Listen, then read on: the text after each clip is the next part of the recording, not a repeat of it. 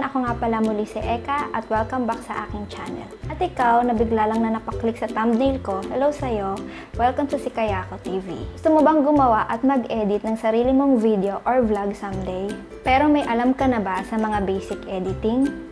Kung wala pa, para sa iyo ang video tutorial na ito. Sa videong ito, i-share ko sa iyo kung paano gamitin ang Kinemaster App sa iyong Android phone. Kinemaster ay isang video editor app na pwedeng ma-download sa Google Play Store. Again, ang tutorial na ito ay para lamang sa mga taong first time gagamit ng Kinemaster App or yung mga taong wala pa talagang idea sa pag-i-edit. Step by step ko pong ituturo sa inyo kaya medyo mahaba-haba po ang videong ito. Pero ma-assure ko naman po sa inyo na pagkatapos nyo mapanood yung video, may matututunan ka na sa pag-i-edit ng mga video. At kung na-install mo na ang Kinemaster App sa iyong Android phone, magsimula na tayo. Punta na tayo sa Kinemaster App. Select yung ratio, 16:9. Punta ka sa media para makapili ng pictures or video. I-click mo lang kung anong gusto mo. Sa akin, ang ginamit ko is yung sa alaga naming si Chichi. Pag pindot mo, makikita mo, nasa baba na siya. Kapag pinlay mo, ganito na yung magiging hitsura niya.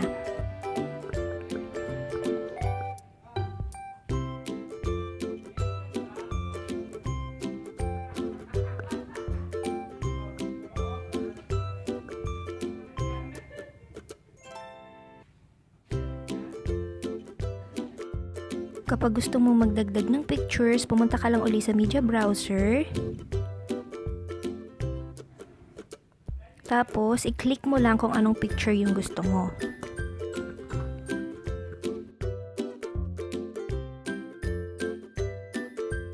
Ikaw ang bahala kung gaano karaming pictures or video ang gusto mong ilagay.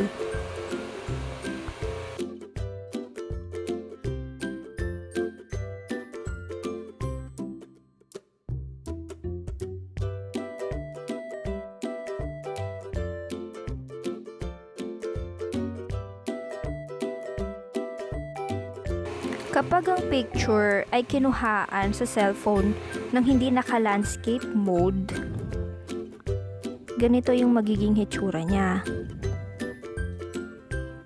Magkakaroon siya ng mga blank space sa gilid, yung kulay itim.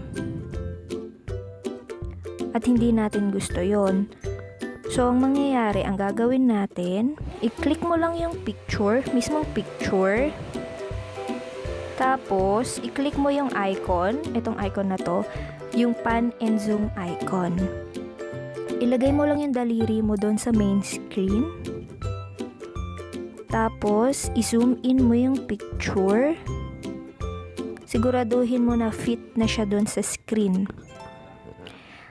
Tapos, sa end position, pag gusto mo silang pareho sila ng start position, i-click mo lang yung equals na icon. At okay na yon.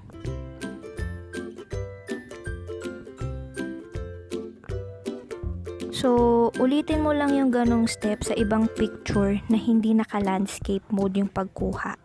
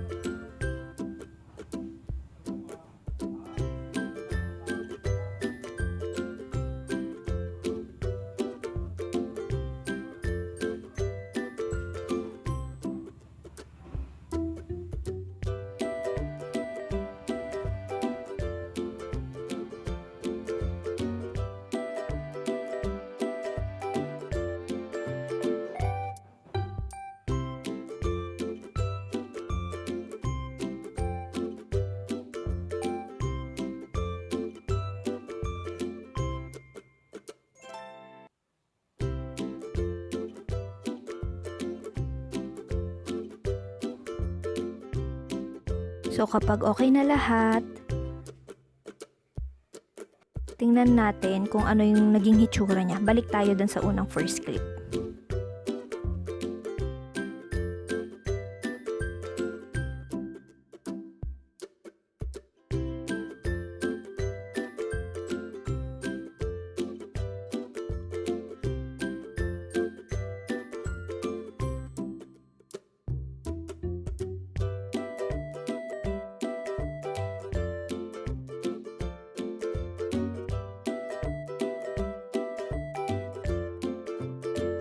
So, okay. Yung mga pictures ay nag-fit na dun sa screen. Makikita nyo wala na siyang itim sa dalawang gilid niya.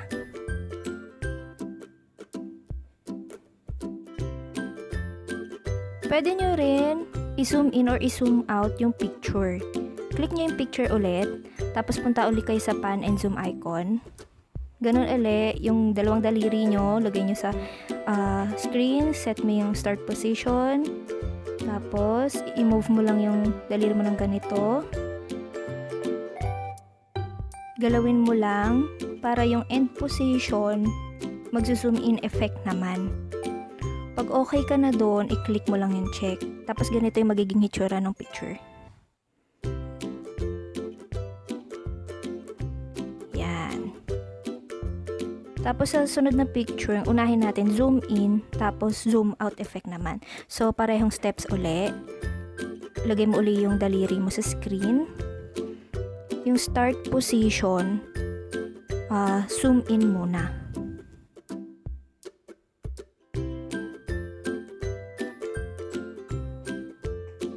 Tapos yung sa end position naman, iset mo siya sa zoom out mode.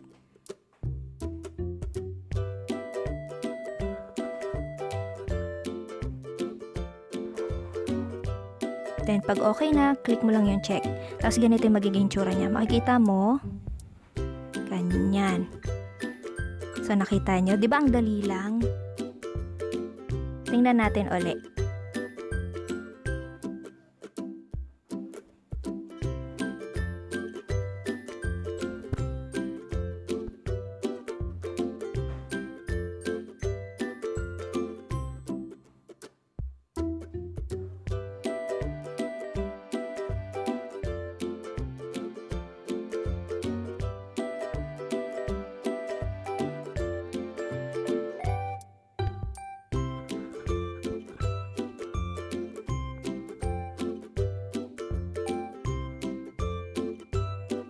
Wow!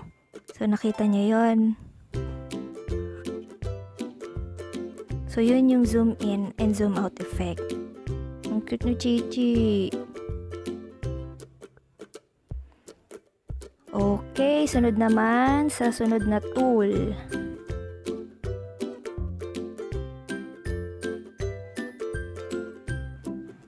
Eto.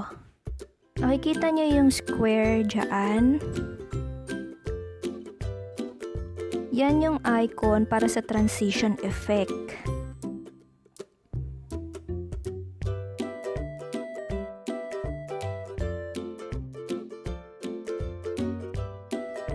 Tapos meron ding pagpipilian.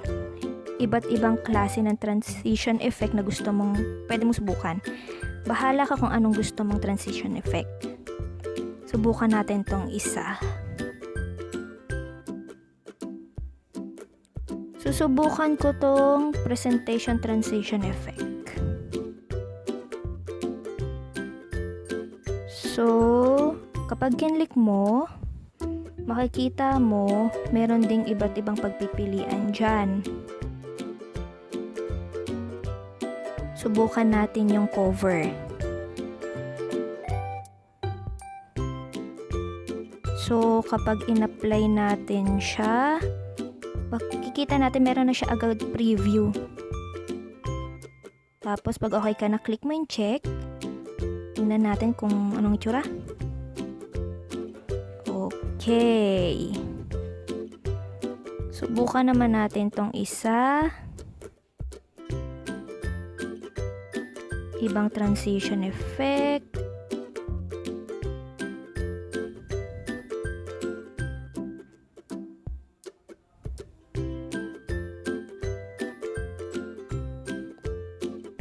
Ito kayang fun transitions.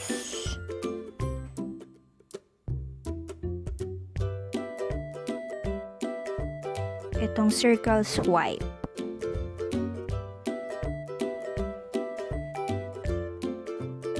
Okay, so ganun pala yun. So guys, bahala kayo kung ano gusto ninyong transition ang ilagay. Basta piliin nyo kung anong sa tingin nyong babagay dun sa project nyo.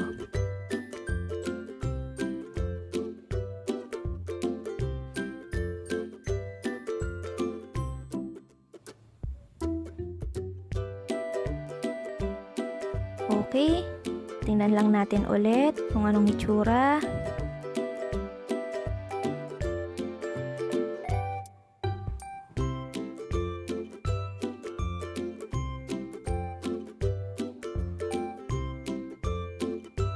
Okay, perfect!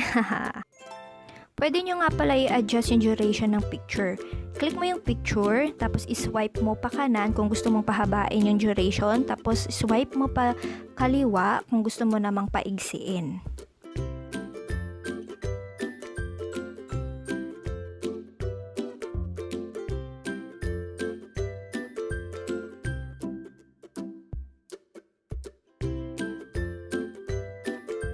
Okay, so magpatuloy na tayo. Kuha tayo uli ng panibagong video. Go back tayo sa media browser, pumili ng video. So sana ngayon guys, na-memorize nyo na kung paano pumunta dun sa media browser tapos kumuha ng picture or video. Kasi yun naman yung main topic ng tutorial natin. Okay, so gusto ko tong isang ito. I-fit ko muna siya sa screen. Naalala nyo pa ba kung paano natin ginawa yon? Well, sana oo.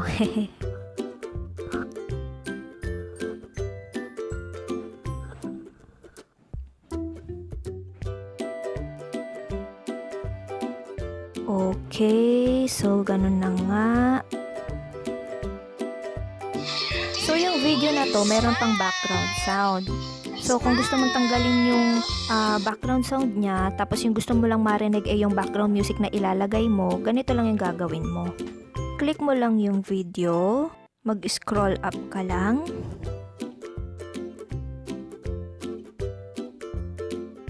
Piliin mo yung extract audio. So, kapag kinlik mo yan, may extract na yung audio sa video. Tapos, hindi mo naman na kailangan yun. So, i-click mo lang ulit. Tapos, itapon mo na. Lagay mo na sa trash.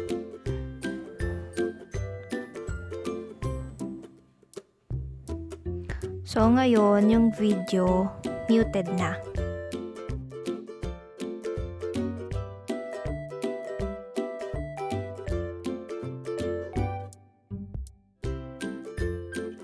Maglagay tayo uli ng isa pang video. Ipapakita ko naman sa inyo kung paano mag-trim or mag-split ng video. So, nagtitrim tayo ng video kapag meron tayong hindi gusto sa clips ng video. Tapos, nag-split tayo ng video para mas mapaganda yung editing natin. Gawin nating example tong video na to. So, kunwari, ayaw natin ng part ng video na to. So, click mo yung video, tapos i-click mo yung gunting na icon dyan, scissors icon. Tapos, dadalhin niya tayo doon sa trim and split section. Umpisahan natin dito sa trim to left of playhead. Yung linya dito, ito yung playhead. Tapos dito sa kaliwa, ito yung left side of the playhead. Kapag kinlik natin to, yung left side clip from playhead, matatanggal na. Tapos sunod, trim to right of playhead.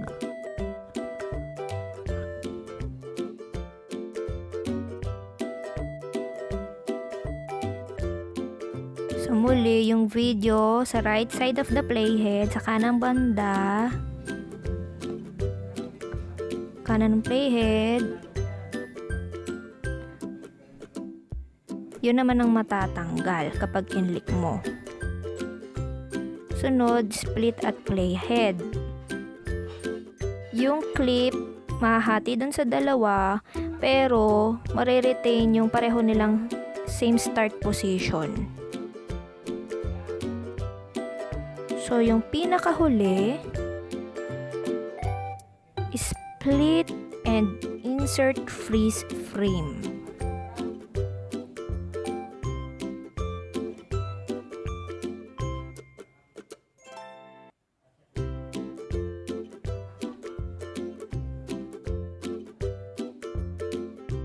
Mahihiwalay yung video, tapos magkakaroon siya ng extracted photo galing sa playhead sa pagitan ng dalawang video.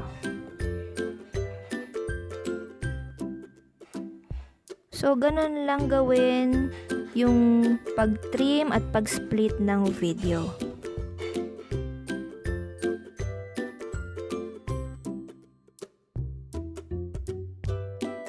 So, yun na guys. Edi marunong ka na maglagay ng picture, maglagay ng video, mag-trim, mag-split, mag-pan and zoom, mag-extract ng audio, saka maglagay ng transition effect. Paunti-unti, aaralin natin yung iba pang mga features or yung iba pang tool sa Kinemaster App kasi marami pa talagang pwedeng gawin doon. Sa susunod, siguro yung audio naman tayo kung paano maglagay ng background music, kung paano gamitin yung mga voice changer. Basta, ang gagawin ko, magkakaroon tayo ng tutorial series, tutorial serye, gamit yung Kinemaster. Para syempre, ma-familiarize kayo doon sa application para sa susunod kapag gamitin nyo na, tapos kapag na-master nyo na, alam nyo na gamay nyo na yung application na yon na makakatulong sa paggawa ng mga sarili nyong video or vlog someday. Sana naintindihan nyo yung tutorial na ito. At kung nakatulong sa inyo ang video na ito, please like and share this video and mag-subscribe ka na sa channel ko kung hindi ka pa nakakapag-subscribe. See you sa aking next video. Maraming salamat sa panonood.